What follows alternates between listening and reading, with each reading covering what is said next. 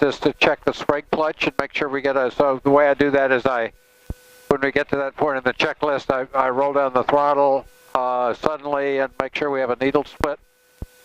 And then just before we lift off, I turn the governor on and I roll down the throttle and make sure our low RPM warning works. Doors are closed and latched. Yep.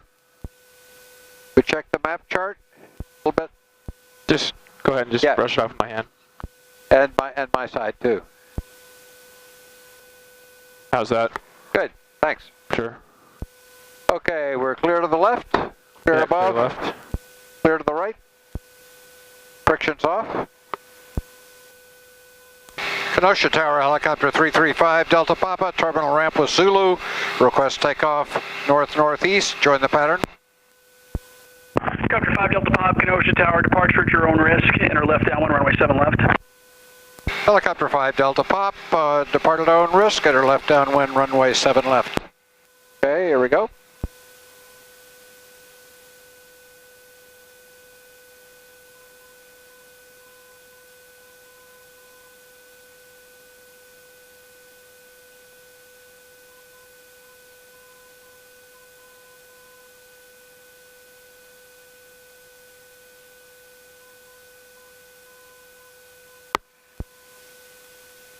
The best climb speed is between 50 and 60.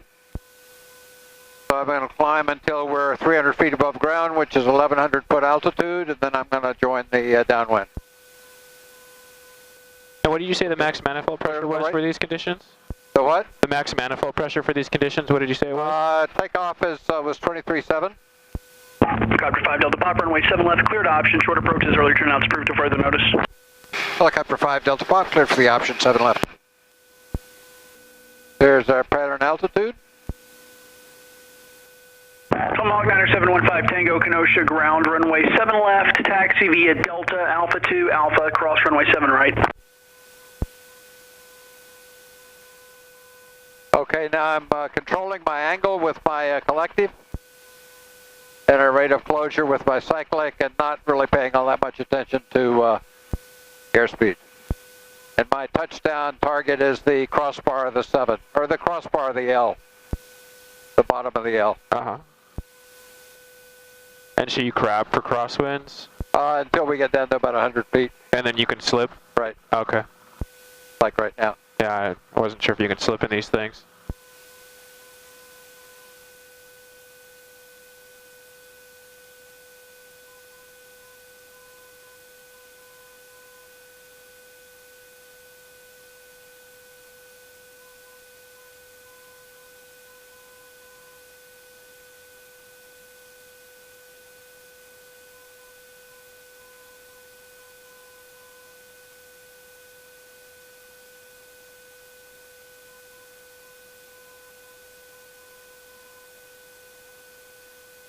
Okay, off we go.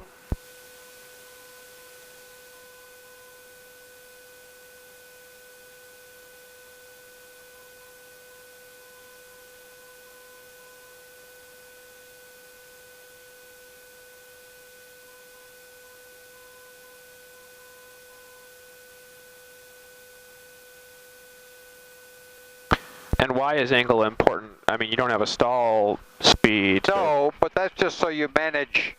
Just manage the forces Just easier. manage the approach.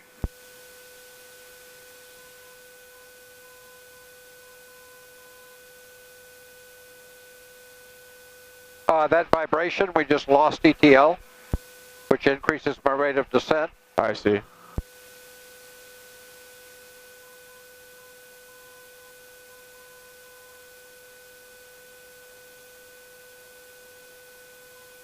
Okay, now I'm going to do a max performance takeoff. And what that means is I'm going to pull up to my maximum manifold pressure. And I'm going to tilt the nose down just slightly because we want to get ETL before we reach our obstacle.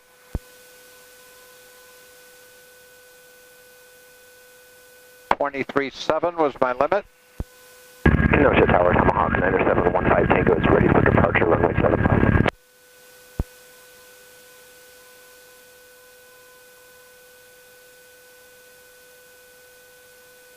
Tomahawk 9715 Tango, Kenosha Tower, hold short runway 7 left. Hold short 7 left, Tomahawk 15 Tango. Tomahawk 15 Tango, what was your direction of flight again, sir? Northwest.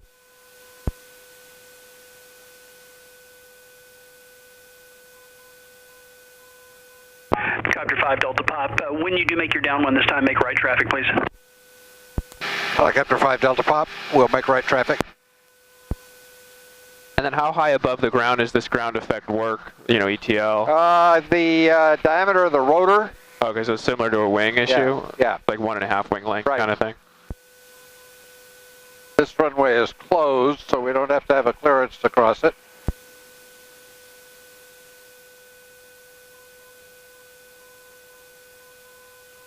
Pulling in a little collective.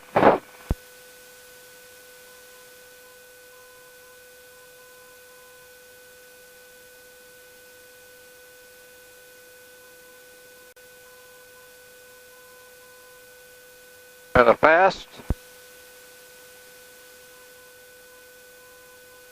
I'm going to hold it a hover to blow the snow out of the way a little bit.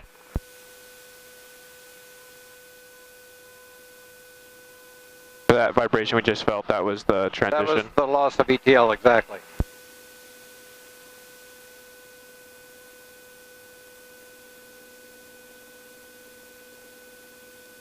Well, actually, there's not that much snow around.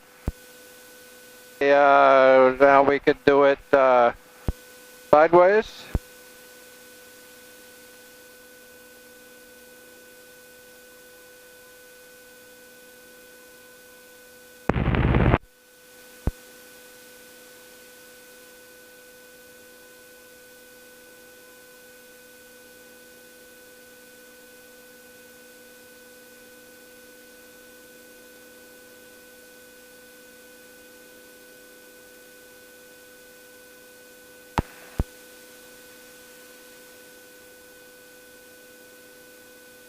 Okay, I want to check behind us and then we'll hover backwards.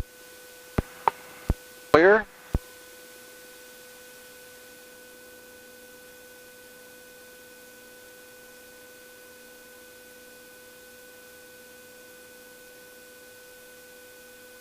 Pretty much into the wind now. And I'm going to make a right turn.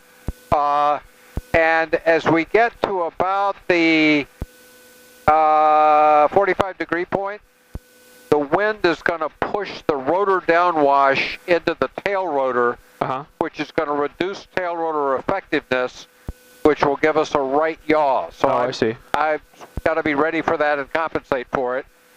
And then as we get around so that the wind's behind us, we'll get a weathercocking tendency initially against the turn, and then abruptly it'll be in favor of the turn. And so I should be ready for that too. So we'll see how I do here.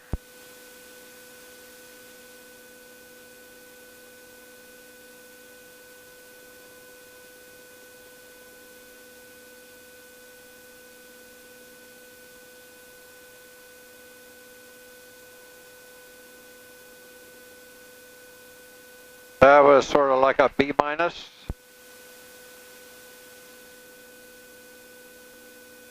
Okay, and now I'll demonstrate something called a quick stop.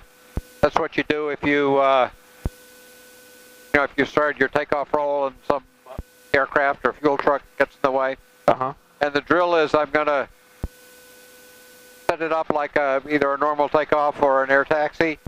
And then I'll, in fact, I'll let you, once I level off, I'll let you call out an obstacle. Just make sure you do it before about 2/3 of the way from here to the other corner. Okay. Okay? There we go. There's the altitude. All right, so let's say there's an obstacle right here.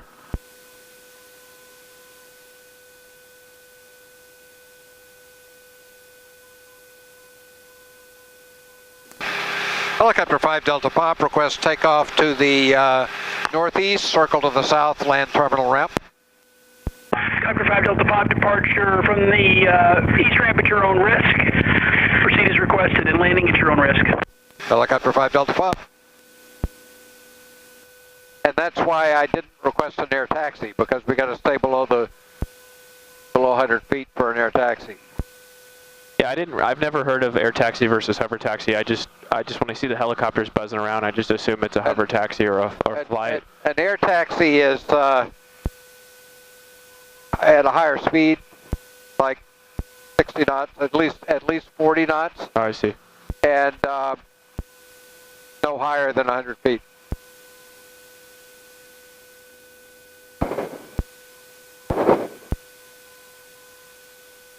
Oh, they've got one of those old Russian biplanes.